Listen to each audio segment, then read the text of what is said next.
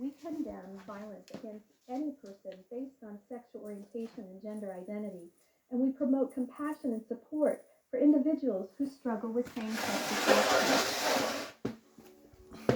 Ich habe Angst, dass dieser Film verboten wird. Deswegen mache ich so eine Aufnahme. Ich bin sicher, dass sie verboten wird. This documentary was created out of great love and concern for those who struggle with same-sex attraction. You're about to hear personal stories, testimonies of experts, and summaries of the research on homosexuality.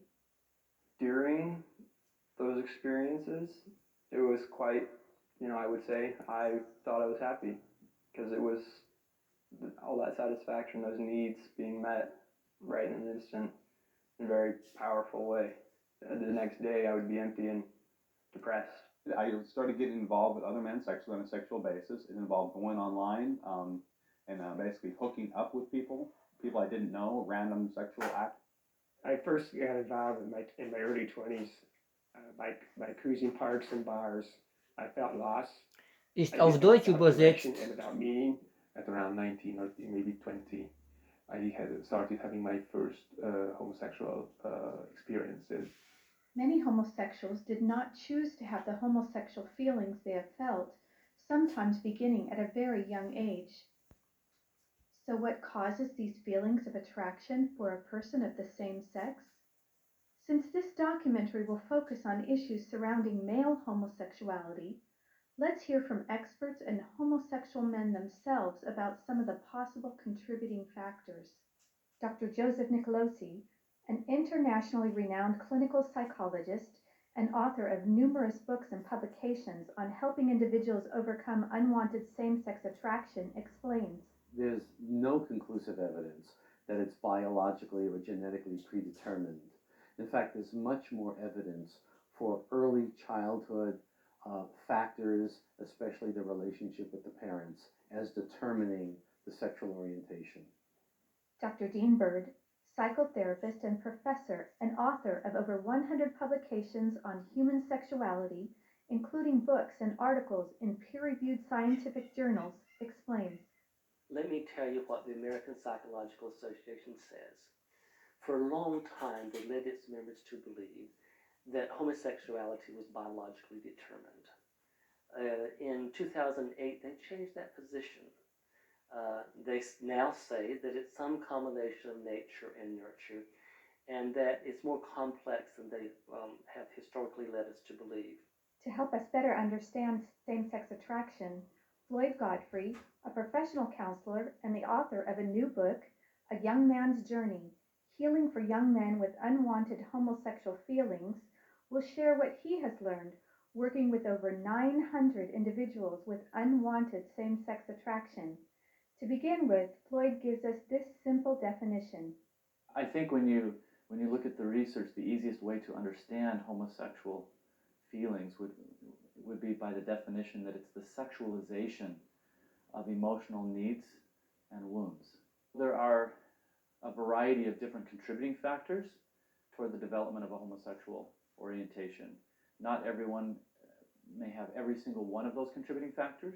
They may have some and not others. When people say that people are born gay, I think it's a cop-out. I wasn't born gay. I was sexually abused. I was brought into this. That's my story. One of the most common contributing factors for them would be a wounded sense of gender identity or wounded masculinity. And they've struggled with their sense of self-esteem. Growing up through adolescence, I always felt rejected from all the male peers around me. I was always the outcast. Same-sex attraction appears or comes to the surface when I feel inferior, when I don't feel manly enough, when I don't feel masculine enough. Acting out on same-sex attraction is nothing more than chasing this kind of male identity. A lot of what I was thinking about Aufnahme. Ich habe Angst, dass dieser Film verboten wird. Wow, he has a really nice body. I really like that body. I wish I could have that. Envy and jealousy going on there. Thinking about it far too much. Then, around 11, 12 years old, because he has this alienation and this longing for male connection, that emotional desire becomes eroticized. So now we go from attachment problem to gender problem to sexual problem. Now it's becoming a sexual problem. If there's bullying that's gone on, a boy will detach. He doesn't feel safe with other boys. He doesn't feel safe with other men. He detaches when he ought to be attaching, connecting with other boys and men. I think one of the most important things was my overly critical older brother. He was 3 years older than me, and he just criticized everything I did, how I walked, how I talked, everything. So I was so self-conscious that I had very low self-esteem because of that. He has always been an oppressing kind of brother. He was always bigger than me, and he was always stronger than me, and he was always teasing me at home. I remember being teased that I wasn't running as fast or kicking as well as the other boys that were my same age. It hurt. So I started to not play those sports as much.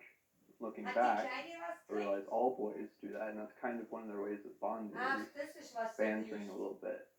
And I see it now in the ways that mostly brothers interact. The boys often feel disconnected from their father. Could be because dad was absent, he just wasn't around, he was forced to work. It could be personality differences. Dad has different interests than the son. It could be that father was abusive. Doesn't necessarily matter why.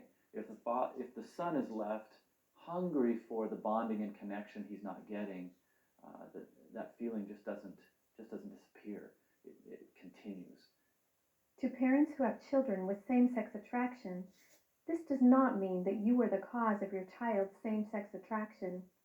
Dr. Julie Heron Hamilton, past president of the National Association for Research and Therapy of Homosexuality, a professor and licensed marriage and family therapist, explains the importance of a child's perception of their experiences. Now, let me say a word about perceptions. Perceptions are everything. It's not so much what happens to us that matters as how we perceive what happens to us. So if a boy does not perceive that his father wants that relationship and is safe and welcoming, then he's going to have difficulty connecting with him.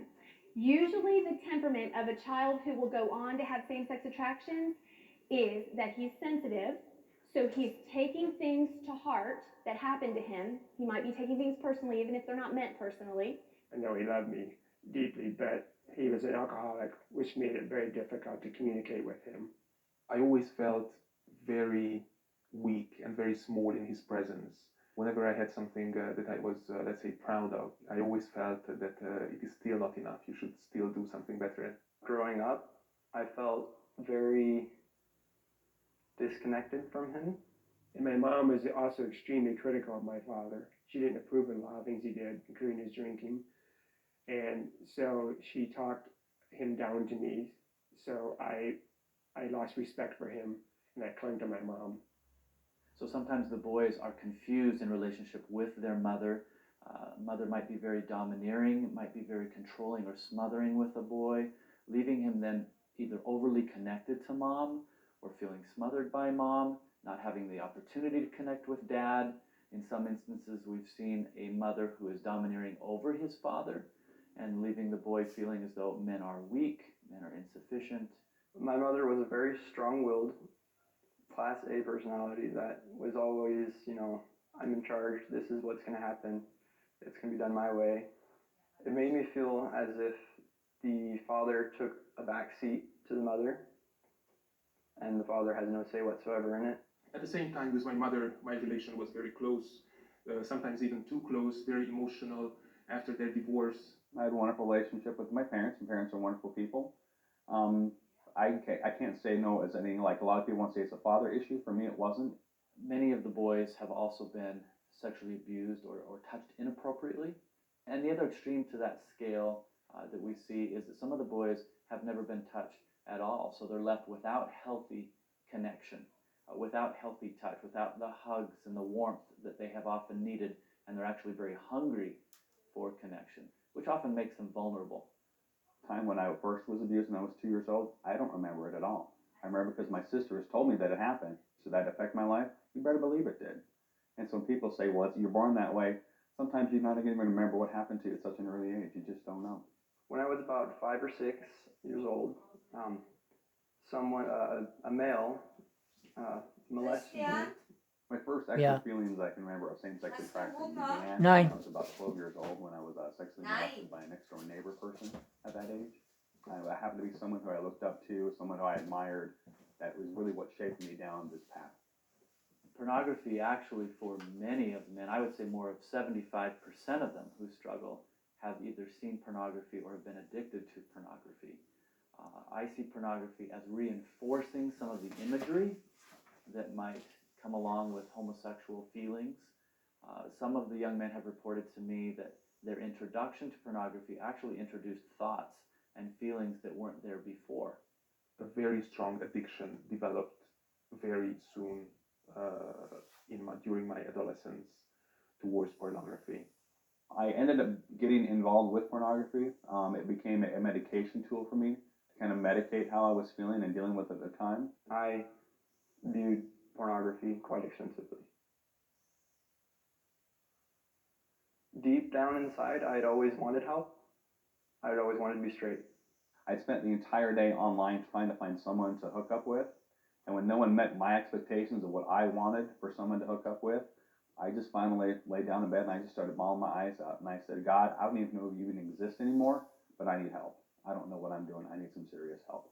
My motivation for seeking therapy was that the lifestyle has caused me a lot of pain and unhappiness in my life. The attraction was somehow stronger than my will or my determination. I felt bad. I felt empty. The clients I have that come to my office are all claiming unwanted same-sex attraction, and also that they don't feel like that's who they are. Particularly for me, I needed to have a therapist who could walk me through my whole process, what I would need to do to be able to resolve all of the issues that I had growing up. Through therapy, I began to understand the whys of same-sex attraction. And once I understood those, the walls came tumbling down. And I began to understand and appreciate the opposite sex, and those attractions rebounded after being squashed by my same-sex attraction for so many years. And through all this work, which is oftentimes very, very tough, it's not easy, I've definitely made a lot of progress. I've definitely still made mistakes along the way, but my life is now so much better because of it. As soon as I started getting those needs met, the shift started happening. Once the client develops a sense of what's caused some of his homosexual feelings, many times they'll describe a lack of connection with other men, that a strong need that's never been satisfied for buddies and brothers and father figures. For myself, I wouldn't necessarily, it was a sexual addiction. It was a connection addiction is what it was. So we take some time to help the client identify those activities he may have been left out from or felt left out, so he can actually now in his life get those needs met by engaging some of those activities. So for some men, that might look like going to the gym and doing things with the other boys when he had missed that experience. For some men, that might look like going camping, or for other men, going on hiking trips, or learning how to hunt, or to do other mechanical activities that he may have wanted to do and just never felt like he knew how. And the more I did that, the more my self-esteem started to rise. I felt accepted. I would say for most men it's an ongoing process of healing, but they can often pick out short defining points that are incredibly encouraging to them. So points in time where they notice that the attractions have diminished or extinguished in their interaction with another man or a boy, where they might have felt attractions sexually very strong, suddenly become more of a friendship feeling. We were all standing there talking, all the guys, and I just looked up at him and just suddenly realized that that attraction was gone. And it was completely different now. And that I just admired him for the person that he was. And all the other feelings went away. I demystified them and thus desexualized them. And then I began to notice my sexual attraction to them was lessening. And because of this non-sexual bonding with men and my acceptance by them, my self-esteem began to rise, and I felt more secure in myself and my own masculinity. The big key of my turning point was feeling accepted by him and by those around me, and being in that environment where I was accepted as a guy and as a male, not as a homosexual. For me, there really wasn't any kind of define or aha moment. It's just everything slowly kept progressing. Small experiences here and there kept happening for me. A study of identical twins provides conclusive evidence that homosexuality is not solely determined by genetics. In one of the largest studies to date, researchers looked at the identical twins in an Australian database of 33,000 pairs of twins. Since identical twins have identical genes, if homosexuality was caused solely by genetics, then when one identical twin is homosexual, the other twin would be expected to also be homosexual 100% of the time. Instead, what they found was where one identical twin was homosexual, the other identical twin was also homosexual only 11% of the time. Dr. Jeffrey Satinover, a medical doctor with a master's degree in clinical psychology from Harvard and a master's in the science of physics from Yale, explains why he now believes sexual orientation can change and why he has written extensively about reorientation therapy. I had certain, you might say, conventional opinions that are now the standard opinions in the mental health professions about the nature of homosexuality and whether it was changeable or not, and so on and so forth. And I had an eye-opening experience getting to know so many people for whom that was not true. I learned about these group of individuals who were undergoing a change in their sexual identity. And then once I studied the science and saw that the whole picture was just not what the conventional public picture is, I really felt very, very highly motivated to write about it. Dr. Stanton L. Jones is a clinical psychologist, researcher, and college professor who co-authored, along with Mark Yarhouse, one of the most significant scientific studies showing that some people with unwanted same-sex attraction can and do change. It is widely believed that sexual orientation is utterly unchangeable. For many years, the American Psychological Association has stated that claims of change in sexual orientation were not credible because such claims of change, quote, are poorly documented. The study we have just published fills exactly that gap in the literature. I would argue, based on past research and our own study, that when professional groups issue statements saying that sexual orientation cannot be changed at all, that their conclusions are inconsistent with the evidence. So for the last several months, I had a girlfriend, and we were very close. We spoke often of marriage. There were a few things that weren't working out, and she would figure some things out. And so we ended up breaking up. But it's a good hurt because for the first time in my life, I'm feeling this way about a girl. And I'm feeling this longing to be with her. Normally, before now, I felt that for guys, and it's awesome. When I started to feel these sexual attractions toward women, it just felt great. I felt like this is the way it was supposed to be. I don't feel the urge of acting out on my same-sex attraction. Am I interested in having a relationship with women? Yes. Am I definitely, attracted to women in a sexual way? Yes. Dr. Nicholas Cummings is a psychologist who served as the president of the American Psychological Association. He is the co-author of the book, Destructive Trends in Mental Health, The Well-Intentioned Path to Harm. This book describes how the APA has been ignoring the science showing that sexual orientation can change. As chief of mental health for Kaiser Permanente during the gay revolution in San Francisco, my several hundred therapists saw tens of thousands of gay and lesbian patients. We saw not one, not two, not three, but hundreds who changed and achieved very happy heterosexual lives. Now, I believe in civil rights. I was very active in helping gays be accepted in the APA. to this day, I am not opposed to gay marriage. But nonetheless, my position is that the person is the one who decides what they want to do with their orientation. And if somebody decides to be gay, I respect that. If somebody wants to marry a same sex, I respect that. But I also respect the right to disagree.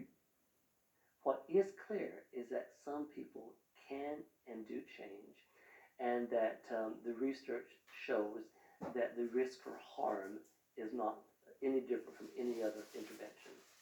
The following quote from the medical textbook, Essential Psychopathology and Its Treatment, states, "Empirical evidence demonstrates that homosexual orientation can indeed be therapeutically changed in motivated clients, and that reorientation therapy does not produce emotional harm." There's a great deal of literature showing that individuals who are motivated can change even without therapy. Some people have spontaneously changed their sexual orientation. In fact, even gay activists will tell you that sexuality is fluid and fluctuates within the course of a person's lifetime. More people changed a little than changed a lot, but some people changed a lot. Many people didn't change, including ones who wanted to. Of course, there are also a great many people who I've seen in my practice over the years who would consider themselves to be gay or lesbian who had no interest in changing. And it certainly wasn't my job to convince them that they ought to want to change. To say that you can't change your sexual orientation, again, that's just it comes from so many people who have tried so hard and it didn't ever work. And when someone comes along and says it does, they get so incredibly offended by someone else being successful and they weren't. I can understand that. That makes sense when people are going to be upset about it. But the reality is, many people have. Doctors and social scientists who point out the well-documented physical and emotional impacts of the homosexual lifestyle are often labeled as hateful or homophobic, when in reality quite the opposite may be true. A wise man once said, "An enemy flattereth, but a friend speaketh the truth." Bringing to light the negative impacts for men who have sex with men can actually be a compassionate position based on the desire to help people avoid a lifestyle that is generally fraught with heartache and disease, and in some cases even death. The Gay and Lesbian Medical Association recognizes the serious dangers for men who have sex with men in their publication, 10 Things Gay Men Should Discuss with Their Health Provider. They warn that men who have sex with men are at an increased risk for HIV infection. Gay men use substances at a higher rate than the general population. Depression and anxiety appear to affect gay men at a higher rate. Men who have sex with men are at an increased risk of sexually transmitted infection with the viruses that cause the serious condition of the liver known as hepatitis. These infections can be potentially fatal. Sexually transmitted diseases occur in sexually active gay men at a high rate. This includes STD infections for which no cure is available. Gay men may be at risk for death by prostate, testicular, or colon cancer.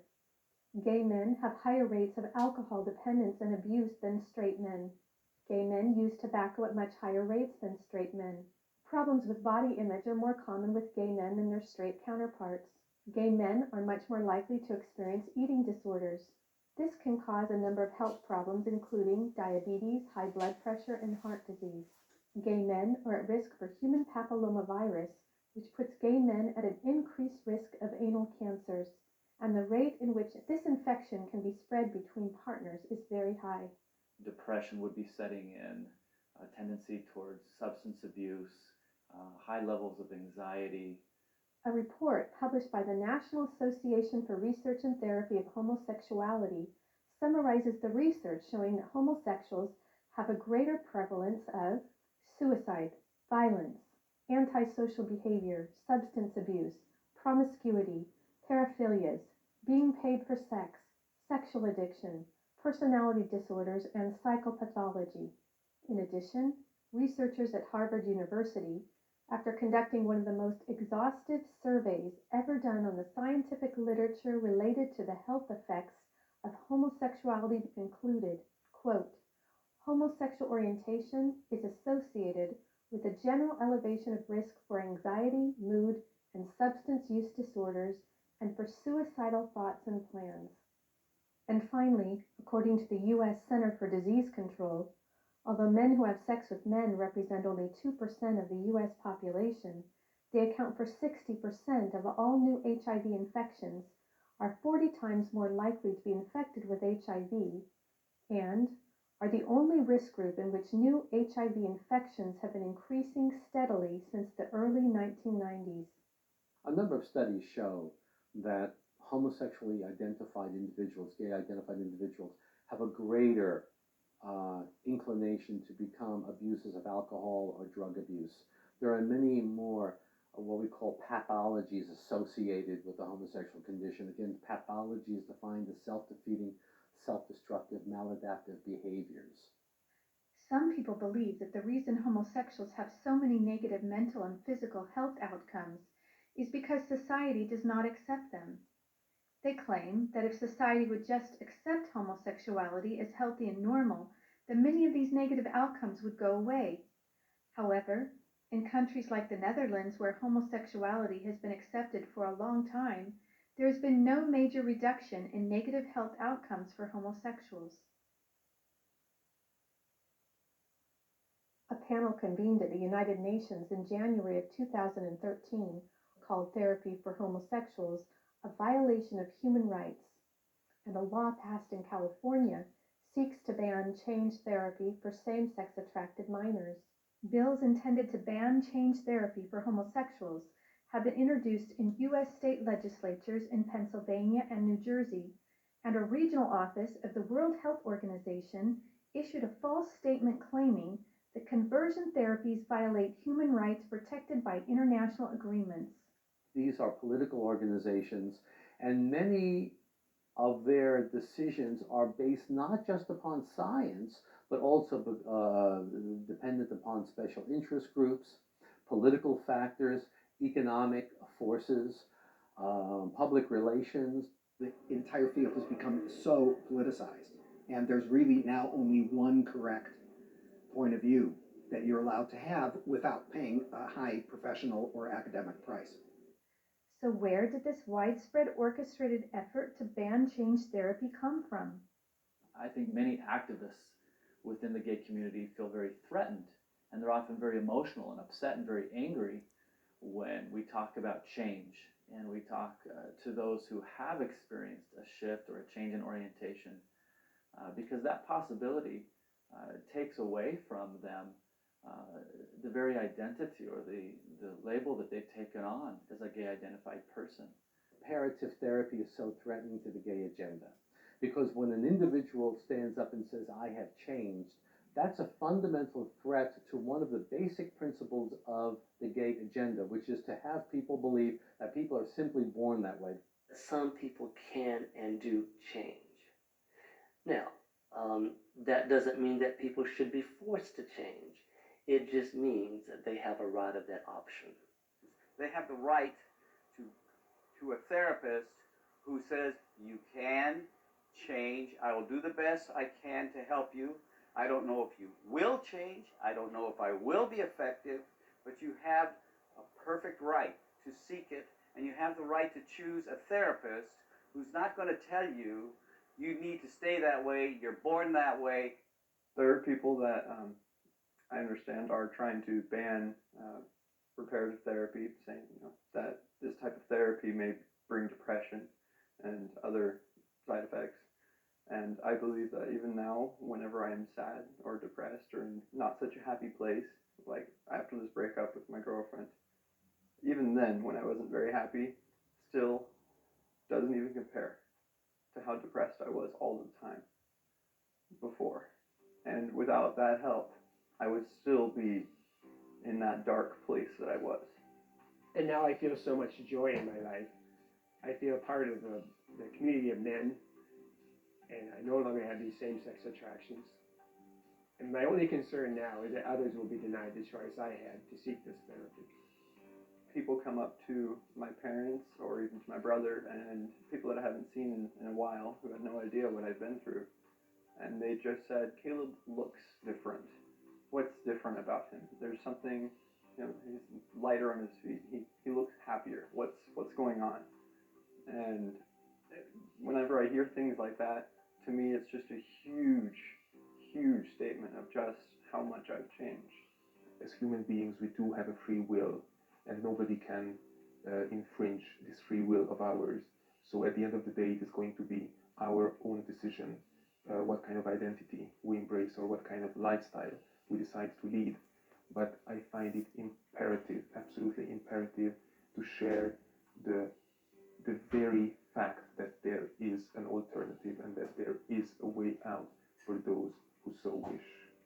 For people that have been struggling in their life with same-sex attraction, for those people who want help, banning that therapy, banning that help would be an abuse of human rights. Das war